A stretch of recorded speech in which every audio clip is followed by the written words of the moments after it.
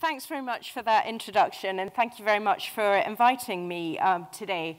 I really wanted to give you a very short and hopefully practical case study about how Waitrose entered the mobile space and how we took our first steps in this new channel. So what was our ambition? Well, we very much wanted to understand what the role of mobile was going to be for Waitrose in advance of pursuing a full multi-channel offer. We wanted to make our intentions clear, both for our customers and for our competitors, that not only we were innovative, but that they weren't going to be the only ones in the mobile space. We wanted to learn what our customers wanted, and this is really instinctive to us at Waitrose. It's in our DNA. We were voted Best Supermarket by Which last week, and that doesn't happen if you don't listen to your customers. And we really wanted to test this new channel and learn about what worked and what didn't. So how did we do it? Well, the first thing we did was we commissioned a unique piece of customer research into mobile. We ran a series of 8 focus groups at a selection of our branches, and we really wanted to understand what our customers were doing now, what their usage and behaviours were around mobile, but we also want to understand what their shopping behaviours were as well, how multi-channel was their behaviour. And we wanted to understand next about how they felt about mobile and what their requirements might be around 3 key areas, which were mobile commerce, in-store and recipes, and content. We then presented them with a series of different mobile scenarios and asked them to comment on them. And this ranged from scenarios like shopping via mobile to browsing via your mobile in-store for product and recipe information. And what we found out was very interesting. We found out that there were 3 categories of users, and we did this time last year, so even now it's moved on from the research that Ian presented. There were 3 categories. The first category were the people that, I just don't get it. I've got my PC and I've got my mobile. I just want to use my mobile to text, and I just want to use my mobile to make calls. Put my mum in that category. The second category of people were people that were warming to it. They could increasingly see how their phone was being useful for email and taking pictures of my kids and sharing, maybe engaging with social networking. I can really see how this is becoming useful and helpful to me. And the third category of user are people who absolutely could not live without it. Their mobile phone was their complete remote control of their life. And the needs were very different of these groups, but there were also some common ground.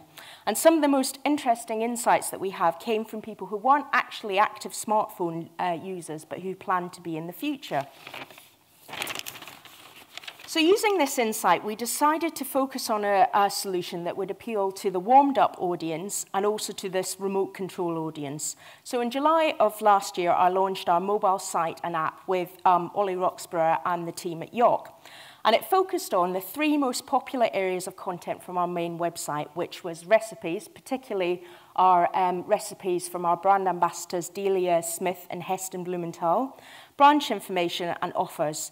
The app was launched on the other big mobile platform, as that was the most dominant platform at the time. I feel a bit like Harry Potter and like Lord Voldemort, and the Google Dementors are going to come and get me for mentioning the other platform, but there you go.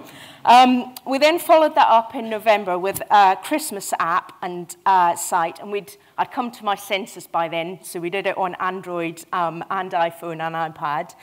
And the Christmas app was very much focused on bringing to life our above-the-life Christmas campaign and provided a direct response mechanism for our customers through the use of QR codes, enable customers to interact with the recipes, the offers, and the information that we were promoting in the main campaign. Every piece of media that we put out around that campaign had a unique QR code on.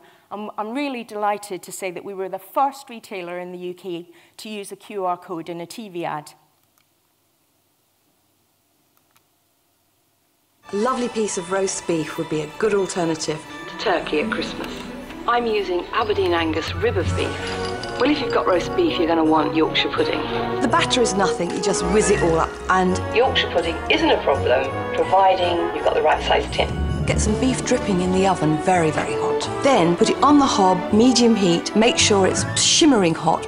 Pour the batter in. When it hits the tin, it bubbles and fizzes. Whack it straight back in the oven and watch it rise up. It's one of the best dishes, and you just can't beat it. Pick up Delia's recipe card in your local Waitrose. Merry Christmas, everyone. I never got my Yorkshire pudding to look like that, by the way. Don't know what I was doing wrong. Today, we have had nearly 500,000 downloads of our apps, and the traffic to our mobile site has grown by nearly 400%. Over 50% of our app users interacted with the recipes, followed by the offers and the branch information. The app took on a momentum all of its own and was an integral part of the Waitrose Christmas marketing campaign, and as such, it contributed to one of the most successful Christmas trading periods Waitrose has ever had, both for core sales growth and for market share. Our app was featured by Apple in the App Store and by Google in the marketplace simultaneously. And as far as we're aware, that's the first time that had ever happened. And our Christmas app was also recently highly commended by the Marketing Society in their recent awards for excellence. Now, the bit you all want to know about, the QR codes. Now, I can't tell you exactly how many scans we had, but it significantly exceeded our expectations. But what I can tell you is that 1 in 3 of scans of the QR code resulted in a download of the app. And despite all of the industry skepticism around putting it on the TV ad QR code was one of the most popular scanned codes. And very interestingly for me, we found that it was also scanned outside of the TV airtime. So it's a really successful driver for us of brand awareness with both our existing customers and reached new customers that were not previously familiar with our brand. So what did we learn as well? Plan, plan, plan. There is no shortcut for planning. There's no shortcut for doing your research.